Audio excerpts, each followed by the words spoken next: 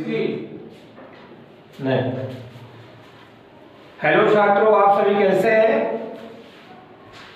Exam का समय आ चुका है।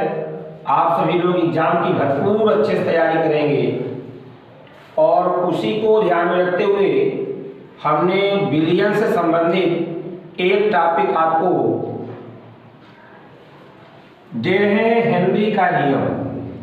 और आपको बताया गया था कि हेनरी का नियम एक टॉपिक वेरी मोस्ट है जो कि बोर्ड की परीक्षाओं में पूछता है।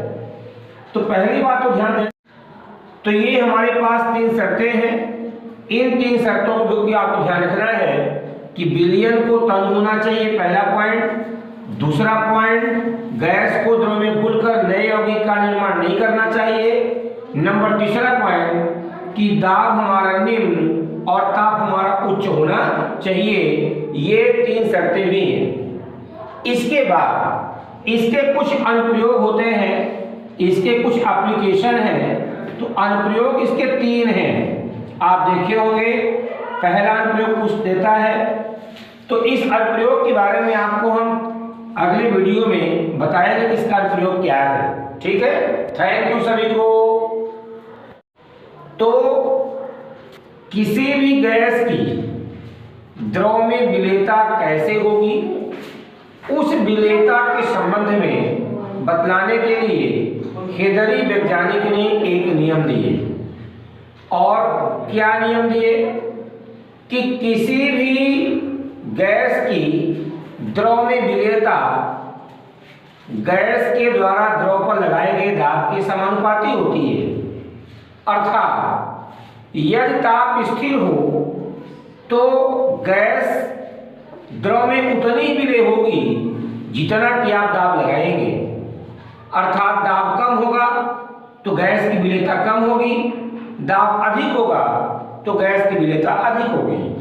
तो आप पहले बताओगे कि हेनरी का नियम क्यों लिया गया। तो गैस की द्रव में विलेयता के संबंध में बतलाने के लिए हेनरी वैज्ञानिक ने एक नियम दिए, जिसे हेनरी का नियम कहा गया।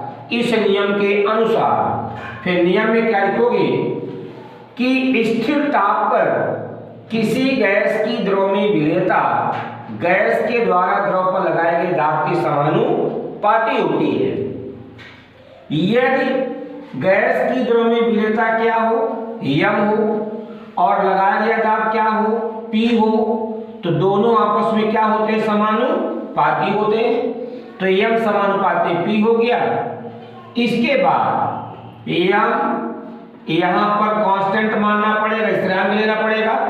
तो के हो गया, ये बोलो क्या हो गया, पी हो गया। जहां पर के जो होगा वो हेनरी के नियम का क्या होगा, स्थिरांक होगा या हेनरी लॉ कांस्टेंट होगा। इसके बाद यम अपान पी इक्वल टू क्या बोलो, के एच। आपको यहां तक करना होगा जब हेनरी का केवल नियम पूछेगा तब। फिर हेनरी के नियम की कुछ शर्तें भी होती हैं और वो शर्तें भी आप जान लें। पहली शर्त ये होती है कि जो हमारा द्रव है, जो हमारा विलयन है, वो तन होना चाहिए। यदि विलयन तन होगा तो उस विलयन में गैस की विलेयता क्या होगी, ज्यादा होगी। तो पहली शर्त यह है कि विलयन को तन होना चाहिए। ठीक है। नंबर दूसरी शर्त ये होती है कि गैस को द्रव में घुलकर नए यौगिक का निर्माण नहीं करना चाहिए। मान लीजिए हमने CO2 गैस को कोल्ड ड्रिंक्स में घोला तो घुल तो जाए, लेकिन उसके साथ रिएक्ट होकर नए कंपाउंड का निर्माण नहीं करना चाहिए। नंबर तीसरा होता है कि हमारा दाब निम्न और ताप उच्च